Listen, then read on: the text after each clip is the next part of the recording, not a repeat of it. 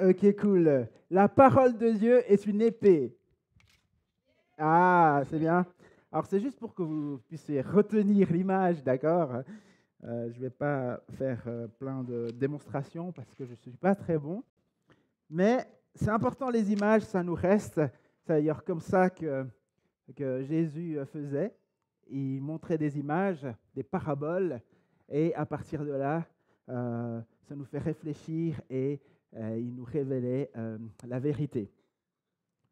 Donc, bienvenue donc à toi encore une fois ici et derrière ton écran si tu nous suis. On est dans cette série donc Read the Bible like never before. Je ne sais pas si c'est le bon accent, mais c'est parfait. Ah, vous êtes chou. Et donc le thème d'aujourd'hui c'est manier l'épée. On va parler de combat, on va parler d'entraînement, puis on va parler de victoire. Qui c'est qui a envie de vivre des victoires? Yeah, c'est super. Dieu vous a vu et il est fidèle et on va vivre des bonnes choses. Et mon rêve ce soir, c'est que tu repartes avec des clés concrètes pour vivre ces victoires dans ton quotidien, des victoires dans tes combats. Et pour ça, on va commencer. Dieu, merci parce que toi, tu es là, tu veux faire la différence dans nos vies, tu veux nous accompagner, tu veux nous prendre la main sur ce chemin qui nous mène vers toi, sur ce chemin qui nous mène vers notre vraie identité, sur ce chemin où on a des combats. Et toi, tu veux nous montrer à quel point la vérité nous rend libres et à quel point être planté sur ta parole va nous aider à construire de manière pérenne et solide. On veut t'ouvrir nos cœurs ce soir et te dire que c'est à toi qu'on s'attend. Amen. Ok, alors, on est dans un combat. Je vais poser ça ici.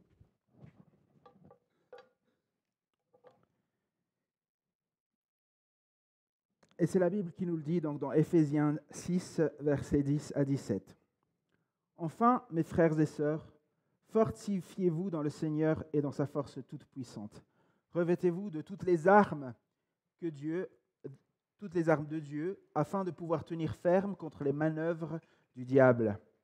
En effet, ce n'est pas contre l'homme que nous avons à lutter, mais contre les puissances, contre les autorités, contre les souverains de ce monde de ténèbres, contre les esprits du mal dans les lieux célestes. C'est pourquoi prenez toutes les armes de Dieu, afin de pouvoir résister dans le jour mauvais et tenir ferme après avoir tout surmonté. Tenez donc ferme, ayez autour de votre taille la vérité en guise de ceinture, enfilez la cuirasse de la justice et mettez comme chaussure à vos pieds le zèle pour annoncer l'évangile de paix. Prenez en toutes circonstances le bouclier de la foi avec lequel vous pourrez éteindre toutes les flèches enflammées du mal, et faites aussi bon accueil au casque du salut et à l'épée de l'esprit, c'est-à-dire la parole de Dieu. Donc on va illustrer ce combat par un petit schéma. Quelque part, on est tous sur un chemin où on va ressembler à la fin à Jésus. Où notre identité, ce qu'on appelle notre identité en Christ, et au fur et à mesure, en fait, on avance sur ce chemin et on vit toujours de plus en plus la vie en abondance, quelque part, qu'il promet. Et sur ce chemin, si on n'est pas accroché à lui, en fait, il y a des gens qui expérimentent du désespoir, ou bien la honte, ou bien la peur principalement, l'orgueil peut-être aussi un peu. Et au fur et à mesure qu'on se rapproche de qui il est, de ce qu'il nous révèle, on prend courage, on peut expérimenter de plus en plus la joie, la paix, l'espérance, enfin plein de choses qui sont les fruits de l'esprit. Et quelque part, notre lutte, en fait, notre combat, il est toujours le long de ce chemin qui nous rapproche en fait du royaume, quoi, du royaume de Dieu. Et des fois, c'est pas facile, parce que des fois, il y a des gens qui restent là, en fait, tout le long, tu vois. Et il y a des gens qui restent, qui peut-être tournent en rond. Alors que la vie en abondance que Dieu nous promet, eh ben, on peut vivre ces choses indépendamment, quelque part, des circonstances. Et dans ce contexte, la parole de Dieu est l'épée de l'esprit. Donc on va creuser cette image. En quoi, c'est le point 1, en quoi la parole de Dieu est-elle une épée? Pourquoi est-ce qu'on parle d'épée déjà? Et si on lit un autre passage, donc Hébreux 4, on peut lire ceci. Empressons-nous d'entrer dans ce repos afin que personne ne tombe en donnant le même exemple de désobéissance.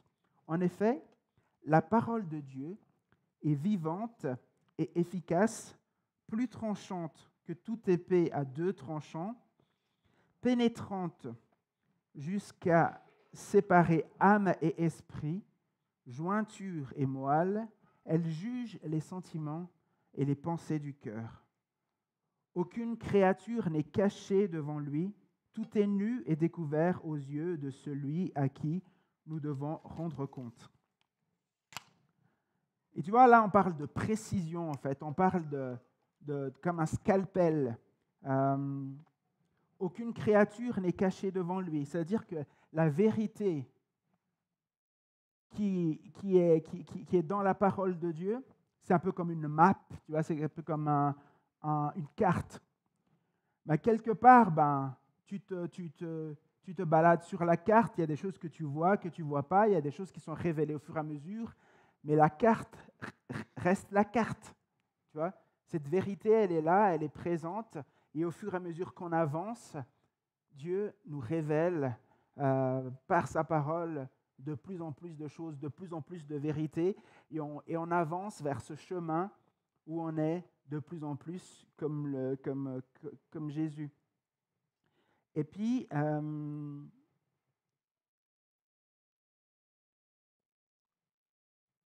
sur ce chemin de la vie d'une personne, tu vois, il y a un passage ou l'autre de la Bible qui, avant, ne lui parlait pas et tout d'un coup lui parle parce qu'il y a cette révélation, cette action du Saint-Esprit qui la rend vivante en fait à ses yeux, quoi.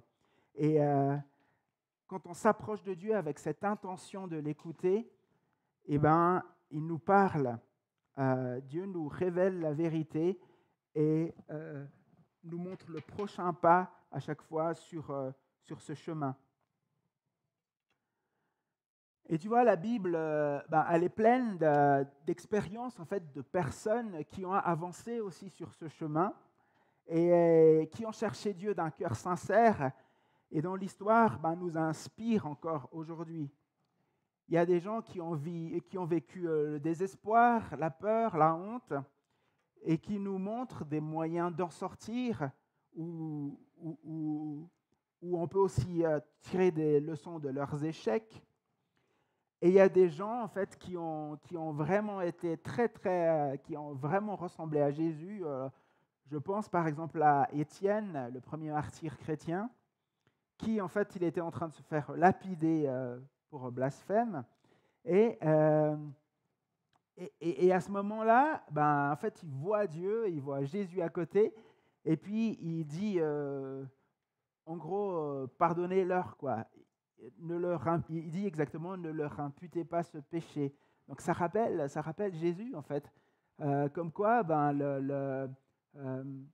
ce chemin, c'est un chemin qu'on peut vivre indépendamment des circonstances, cette paix.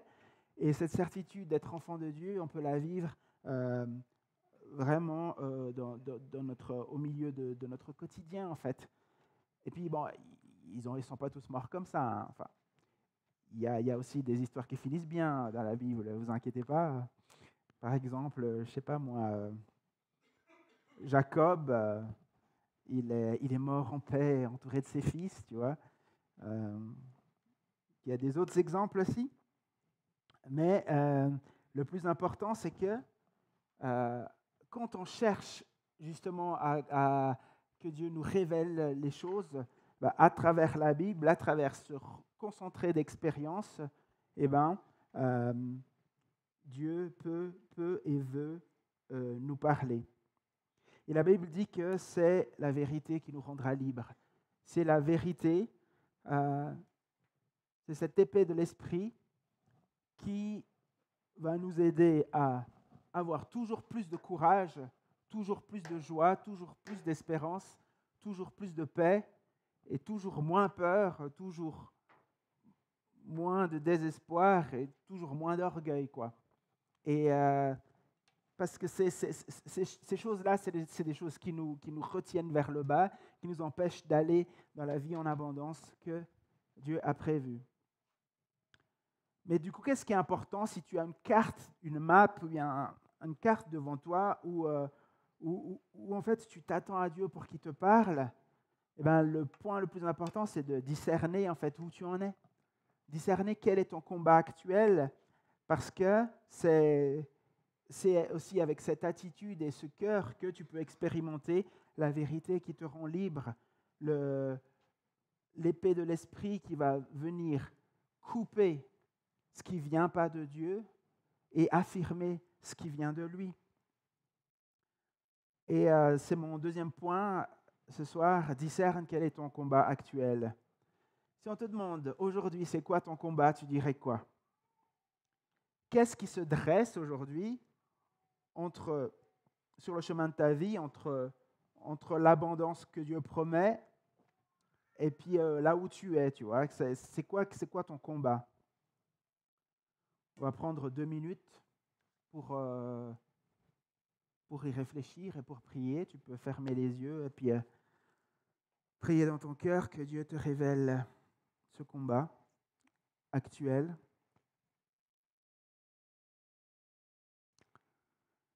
Dieu, révèle-toi dans nos vies, dans nos cœurs, dans nos pensées. Montre-nous ce qui nous lie, montre-nous ce qui se dresse entre l'objectif, le but final et nous-mêmes aujourd'hui. Qu'est-ce qui prend nos pensées? Qu'est-ce qui nous amène de l'inquiétude?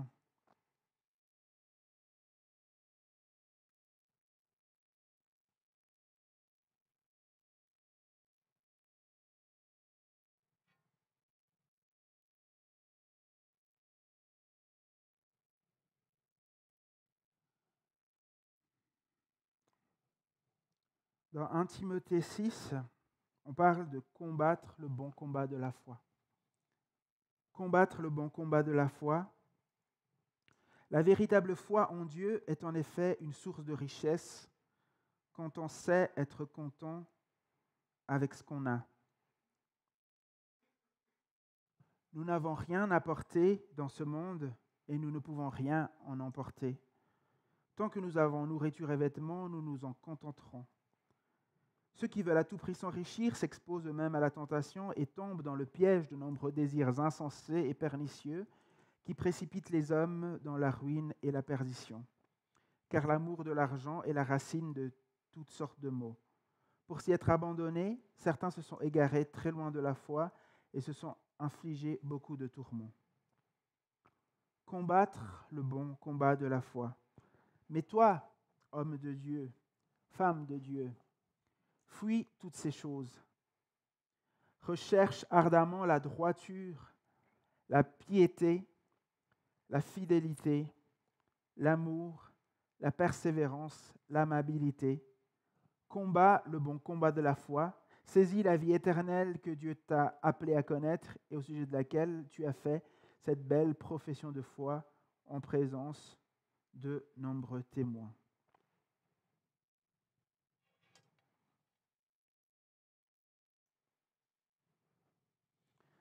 Je ne sais pas quel est ton combat aujourd'hui, si c'est au niveau personnel, au niveau professionnel, au niveau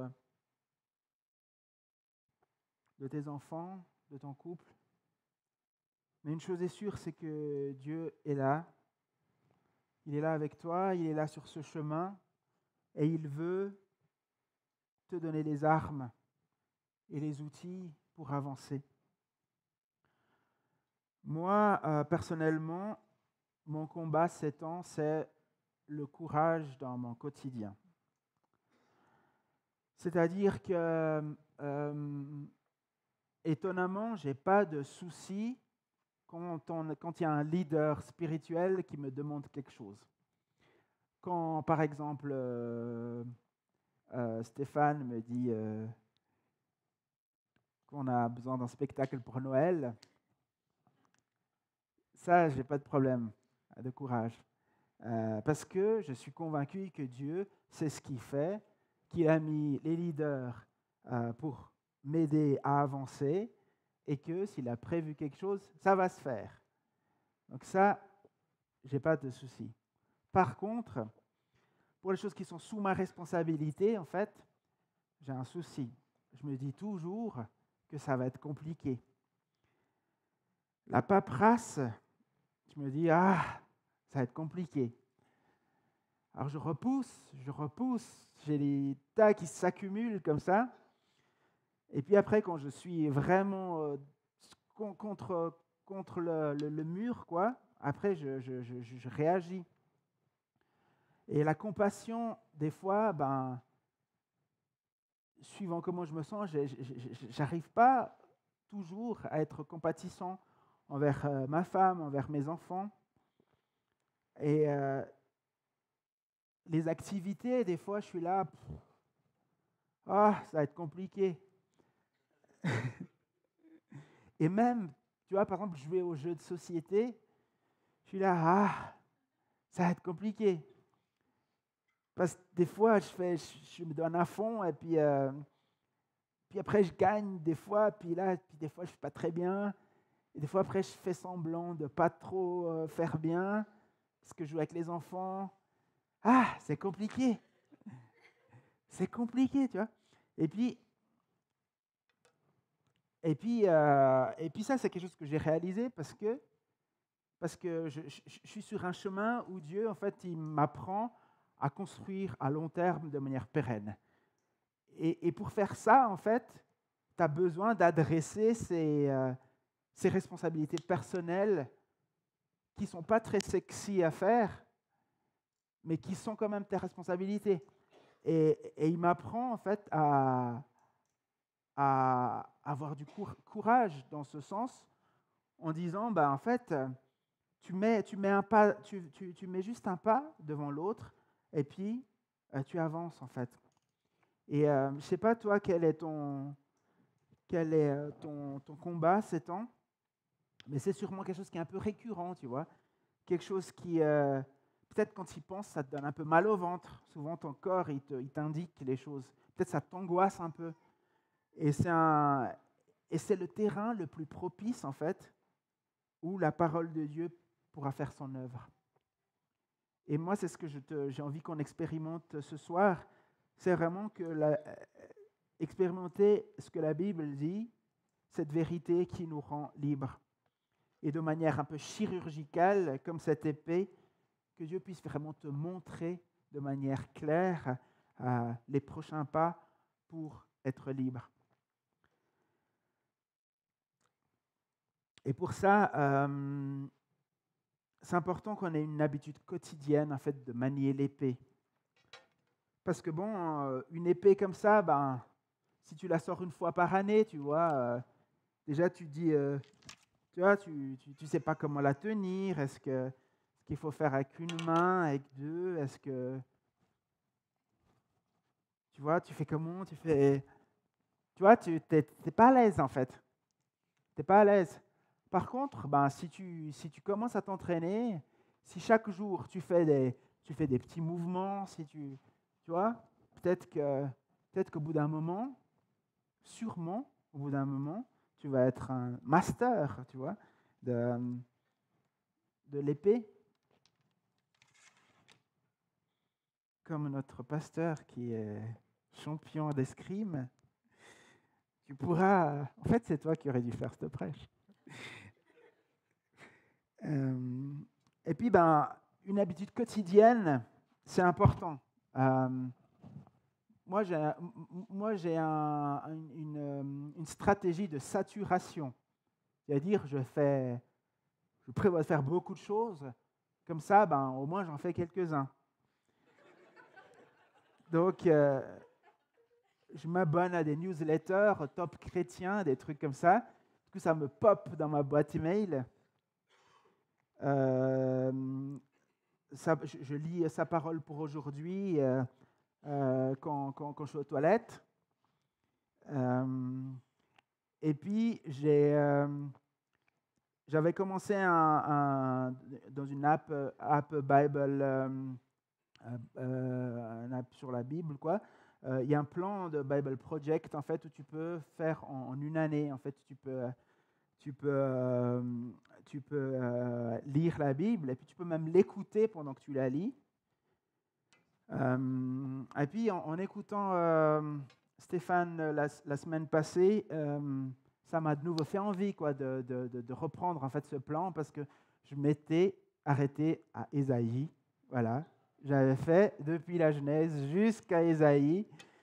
Et puis là, voilà, j'avais décroché sur Ésaïe. Et là, j'ai repris sur Ésaïe. Du coup, j'étais là, Seigneur. J'étais là, Seigneur. J'essaie d'apprendre le courage parce que j'arrive pas à être compatissant envers ma femme quand elle se plaint beaucoup. Je sais, elle donne de son mieux. Mais j'arrive pas à être compatissant et tout ça, tu vois. Donc je suis là avec mes petits problèmes, entre guillemets. Et puis je lis Ésaïe. Donc c'était le roi Achaz qui en gros, il était en train de se faire assiéger par le roi de Syrie. Et du coup là, il est là sur son aqueduc.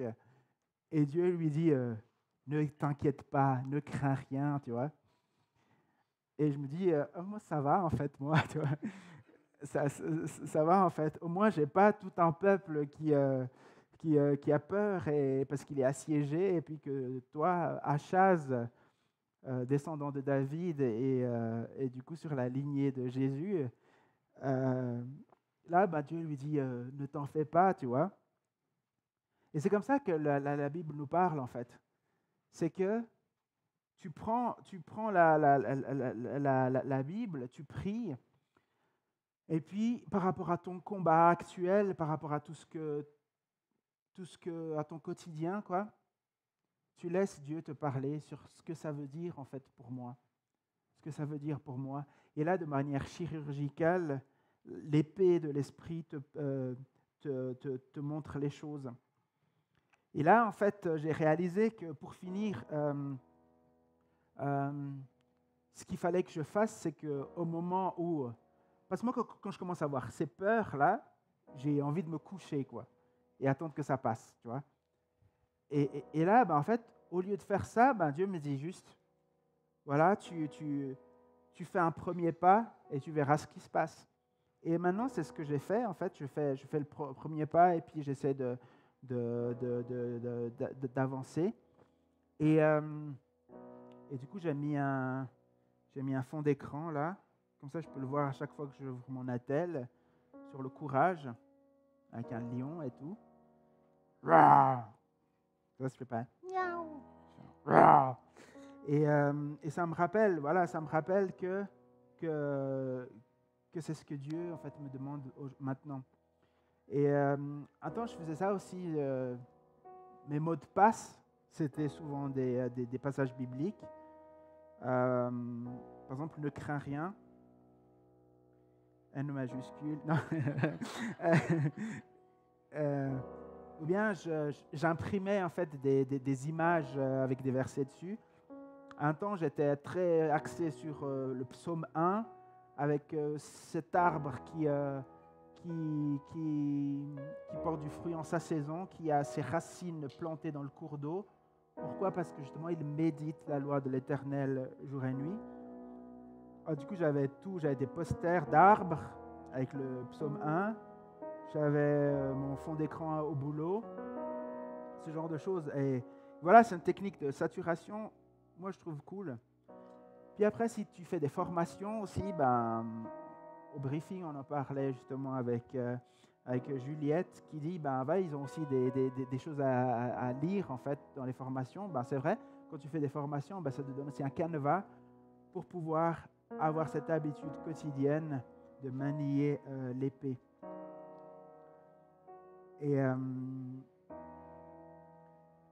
Et moi, ça m'a changé ma semaine, en fait, de réaliser ça.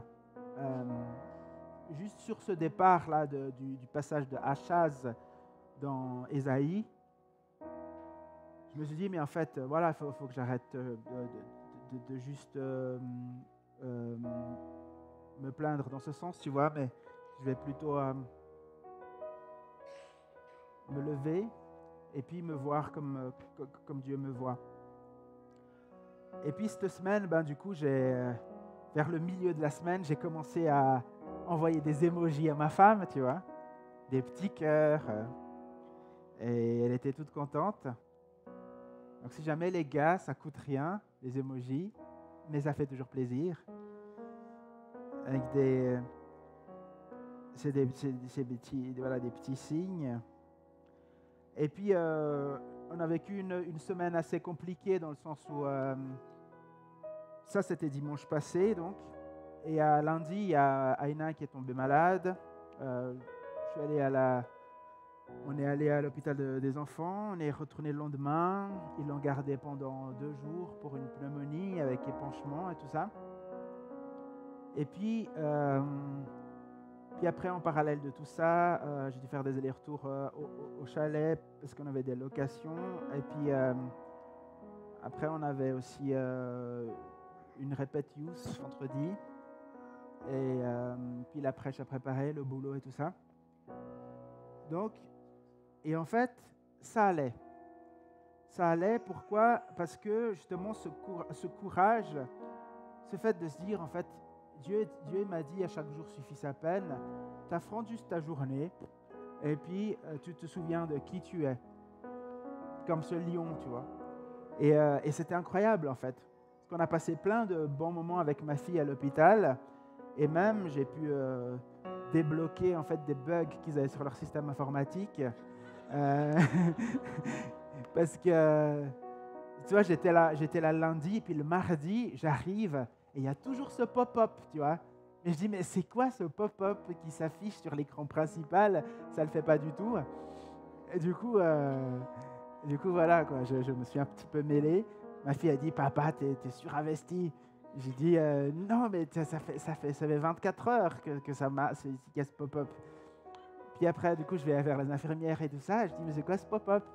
Et puis après, elle me fait, ah, mais ça fait depuis 1 mois. Et je dis, 1 mois? Mais comment ça, 1 mois? Et bref, c'était assez drôle. Du coup, on s'est bien entendu avec le personnel et tout. Et puis, j'avais envoyé un mail. Justement, j'ai ouvert un ticket, comme on le fait chez nous.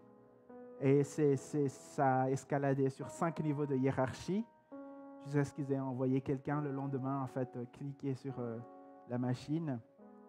Et ça a été résolu, quoi. Puis c'était très drôle, parce que à chaque fois, donc, on discute. Ah, ils sont venus, ouais, putain. Et puis tout ça dans un contexte quand même pas easy, tu vois. C'est l'hôpital de l'enfance quand même. Mais tout ça pour dire que, pour finir, en fait, nos circonstances, la manière dont on les voit, en fait, il faut qu'elles soient, on va dire, influencées ou bien, en tout cas, éclairées par la parole de Dieu. Parce que c'est ce qui va te faire vivre toutes ces belles choses, peu importe, en fait, ton quotidien. Et pour finir, n'aie pas peur. prends courage, c'est le conseil le plus fréquent de la Bible. C'est cité, paraît-il, d'après ceux qui ont étudié encore ça plus loin, 365 fois. Et c'est un peu comme un signe, tu vois, que c'est quotidien en fait. C'est un jour par année, quoi. Non. Une fois par jour, voilà. Mais pendant toute l'année, voilà. Alors, maintenant, donc, le combat que Dieu t'a révélé ce soir, pendant ce moment-là de minutes où on a fait silence, je te propose de terminer par cet exercice. On va lire ce que Dieu a dit à Josué, dans Josué 1, versets 5 à 9. Et tu peux, pendant ce moment, t'approprier ce texte, en fait. Comment est-ce que Dieu te parle à travers ce texte sur tes circonstances de vie? Parce que là, c'est Dieu qui parle à Josué, c'est Dieu qui parle à un de ses enfants. Et les promesses de Dieu à ses enfants, c'est valable aussi pour toi aujourd'hui. Alors, prions. Dieu, merci parce que toi, tu sais ce qu'on vit et tu penses à nous avant qu'on pense à nous-mêmes. On veut que ta vérité nous rende libres et on t'implore que tu puisses nous révéler les choses d'une manière nouvelle maintenant. Amen.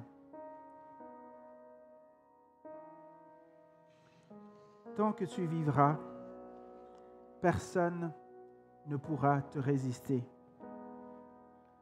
Car je serai comme toi, comme j'ai été avec Moïse. Je ne te délaisserai pas et je ne t'abandonnerai pas. Prends courage et tiens bon, car c'est toi qui feras entrer ce peuple en possession du pays que j'ai promis par serment à leurs ancêtres de leur donner. Simplement, prends courage et tiens bon pour veiller à obéir à toute loi que mon serviteur Moïse t'a prescrite, sans t'en écarter ni d'un côté ni de l'autre. Alors, tu réussiras dans tout ce que tu entreprendras. Aie soin de répéter sans cesse les paroles de ce livre de la loi, médite-les jour et nuit afin d'y obéir et d'appliquer tout ce qui est écrit, car alors tu auras du succès dans tes entreprises, alors tu réussiras. Je t'ai donné cet ordre, prends courage et tiens bon, ne crains rien et ne te laisse pas effrayer, car moi, l'Éternel ton Dieu, je serai avec toi pour tout ce que tu entreprendras. On va laisser cette deuxième partie du passage à l'écran pendant que tu réponds à Dieu de ce que ça évoque pour toi. C'est donc ce moment de face-to-face où il y aura aussi Elodie et Stéphane qui seront à ma droite, à ta gauche. Si tu as envie de déposer quelque chose, une prière, une reconnaissance, tu peux aller vers eux et vis ce moment avec ton Dieu.